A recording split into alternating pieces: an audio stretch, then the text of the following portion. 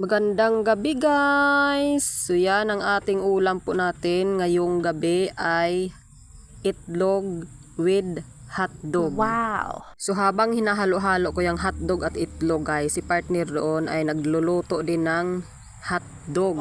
Piniprito niya po yung iba. At alam naman po natin guys no, pag hotdog guys ay hindi po talaga yan healthy. So ang gagawin po natin, lagyan natin ng itlog kahit papaano ay maging healthy naman po siya guys. Kasi alam niyo man ang hotdog guys ay hindi po talaga yan healthy kasi frozen food po siya guys. At ang itlog naman po natin guys ay mayaman po sa protina. Kaya haluan po natin ng itlog para kahit papaano ay maging healthy naman po yung ating ulam ngayong gabi. Lalong-lalo na at kakain po ang aking mga anak. So ayan guys, minikos-mikos na nidangas yung ating itlog at hotdog para matunaw naman po ang ating